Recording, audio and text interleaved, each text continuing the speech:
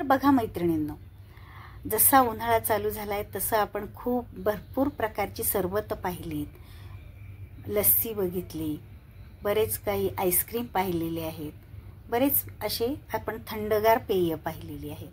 तर त्यातलाच एक प्रकार आजचा जो आहे तो आहे बदाम मिल्कशेक. तर हेल्दीसुद्धा आहे, अगदी मस्त क्रीमी टेक्स्चर आहे त्याचं, दाटसर, थंडगार, जसं गाड्यांवर मिळतं तसंच किंवा त्याहीपेक्षा छान आपण घरी बनवू शकतो. कारण गाड्यांवर जसं आपण पितो त्यामध्ये फक्त बदामाचे काप असतात. आपण बदाम जास्त घालून हा मिल्कशेक अजूनही टेस्टी पण बनवू शकतो आणि मस्त थंडगार आणि हेल्दीसुद्धा बनवू शकतो. अगदी लहान मुलांपासून मोठ्यांपर्यंत हा कुणालाही शरीराला हेल्दी असा आपला बदाम मिल्कशेक ठरणार आहे. तर चला तर मग आपण सुरू करूयात. नमस्कार, मी रेश्माज रेसिपीमध्ये आपलं खूप खूप खूप स्वागत. तर आता बदाम मिल्कशेक बनवतोय म्हटल्यानंतर आपल्याला पहिल्यांदा लागणार आहेत बदाम. तर मी जवळपास 22 बदाम घेतलेले आहेत. तर रात्री मी भिजत घातले होते. आता सकाळी बघा, तुम्ही बघू शकता मस्त अशी भिजलेले आहेत. आता त्याची साल आपण काढतोय. तर थोडीच करून निघते. साल काढण्याचाच आता आपल्याला जास्त करून कंटाळा येतो. तर बऱ्याच जणांना बघा रात्री बदाम भिजत घालून सकाळी साल काढून खाण्याची सवय असते, पण साल काढण्याचा कंटाळा येतो, त्यामुळे बदाम खाल्ले जात नाहीत. पण आता त्यासाठी अजून एक तुम्हाला एक टिप्स सांगते. त्यामध्ये आता भिजल्यानंतर बदाम आपण सकाळी गरम पाणी त्यामध्ये टाका, परत 10 ते 15 मिनिट ते झाकून ठेवा. आता तोपर्यंत झाकून ठेवलं आहे तोपर्यंत आपण बघा, आता हे अर्धा लिटर दूध घेतलेलं आहे. फुल फॅट दूध आहे हे आणि कच्चं आहे, अजून मी तापवलेलं नाही. पण तुमच्याकडे जे दूध अवेलेबल असेल ते तुम्ही घेऊ शकता. पण जर फुल फॅट घेतलं तर अजून मिल्कशेक आपला छान टेस्टी बनतो. आता त्यातलंच दूध मी थोडंसं बाजूला काढून घेतलं आहे, एक बाऊल भरून बाजूला काढलं आहे. आता हे सुद्धा आपण दूध बाजूला काढून ठेवूयात. तर आता आपले बदाम बघूयात आपण. तर आता हे पाणी थोडंसं थंड झालेलं आहे. 10 ते 15 मिनिट मस्त भिजलेत बदाम. तर आता बघा, हे साल एका हाताने बघा, थोडासा जोर दिला की लगेच निघतंय, थोडं दाबलं की लगेच साल त्याचं निघून येतंय बघा. तर अशा प्रकारे तुम्ही बदाम जर रात्री भिजत घालून खात असाल तर ही टिप्स तुम्ही फॉलो करा, म्हणजे ही साल काढण्यासाठी आपल्याला जड जाणार नाही. तर आता ही साल आपण खाल्ली तर आपल्या पचनासाठी चांगलं नसतं किंवा हे पचन आपलं चांगलं होत नाही, त्यामुळे हे कधीही बदाम भिजवून साल काढूनच खा. तर आता हे सगळ्या बदामाचे आपण साल काढलेले आहेत आणि आता आपल्याला मिक्सरमध्ये फिरवून घ्यायचं. तर कोरडेत जर फिरवले तर ते चांगले होत नाही. आपल्याला पेस्ट करायची म्हटल्यानंतर त्यामध्ये आपण जे बाऊलमध्ये आपण दूध काढून घेतलेलं होतं त्यातलं थोडंसं दूध टाकून आपण याची पेस्ट केलेली आहे. तर तुम्ही दूध टाकू शकता किंवा पाणीसुद्धा टाकू शकता. तर बघा, अशा प्रकारे मस्त अशी आपली ही अगदी स्मूथ पेस्ट तयार झालेली आहे. आता बघा, आपण गॅसवरती पॅन ठेवले. आता आपल्याला तापवून घ्यायचं दूध. तर आता हे नेरले पॅन आहे, त्यामुळे आपण काही ओलं केलेलं नाही. तुम्ही जर आता दुसऱ्या स्टीलच्या भांड्यामध्ये जर दूध तापवणार असाल तर ते भांडं थोडंसं ओलं करा, म्हणजे आपण जे दूध उकळवणार आहोत तर ते खाली लागणार नाही. तर आता बघा, मंद किंवा मीडियम गॅसवरती आता हे एकसारखं हलवून घ्यायचं आहे, म्हणजे एकदा हे दूध आपण तापवून घ्यायचं आहे. आता ही जी साय येते ती मोडत आपल्याला हलवत हे दूध तापवून घ्यायचं आहे.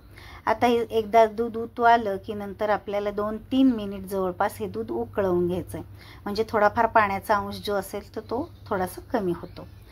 आता त्यामध्ये आपण टाकणार आहोत, आपण बदामाची पेस्ट केलेली आहे ती त्यामध्ये टाकायची.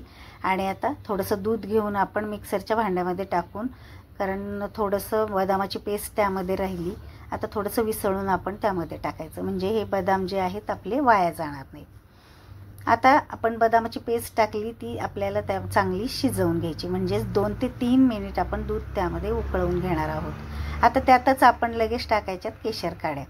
तर तुमच्याकडे नसेल किंवा टाकायचे नसेल तर तुम्ही स्किप करू शकता, पण ज्या केशर काड्या टाकल्या त्यांनी टेस्ट पण छान येते आणि रंगसुद्धा एकदम मस्त येतो. आता आपण टाकली साखर. तर आता तुम्हाला जसं गोड दूध असं आवडत असेल तसं तुम्ही साखर टाकू शकता. मी जवळपास 5 चमचे साखर टाकलेली आहे.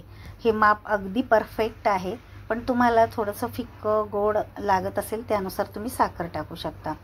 आता दूध उकळतंय किंवा साखर विरघळती तोपर्यंत आपण इकडे जे दूध राहिलेलं आहे आपल्या बाउलमध्ये त्यामध्ये 1 चमचा व्हॅनिला कस्टर्ड पावडर आपण त्यामध्ये टाकलेली आहे आणि आता सगळी मिक्स करून घ्यायची, म्हणजे त्यात गुठळ्या ठेवायच्या नाहीत अजिबातच.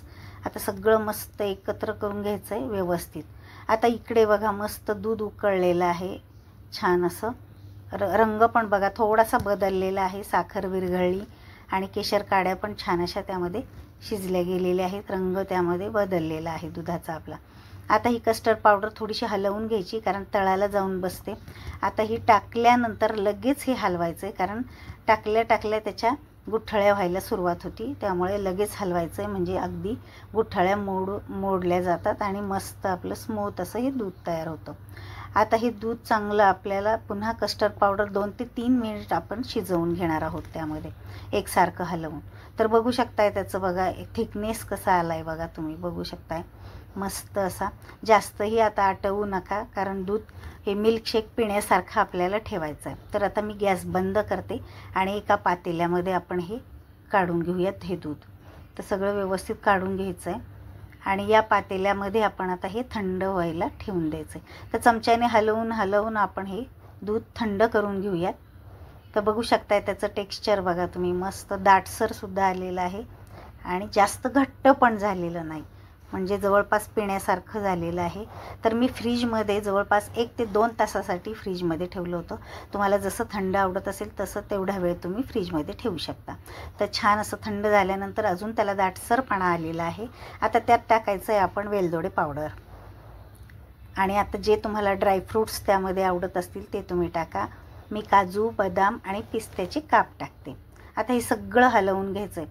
तर आता मिल्कशेक पिताना दाताखाली हे ड्रायफ्रूट्स आले की खूप मस्त लागतात आणि 1 ग्लास जर आपण हे मिल्कशेक पिला तर अगदी पोट भरीला होतो, मस्त पोट भरलं जातं, थंडगार असं मन तृप्त होतं.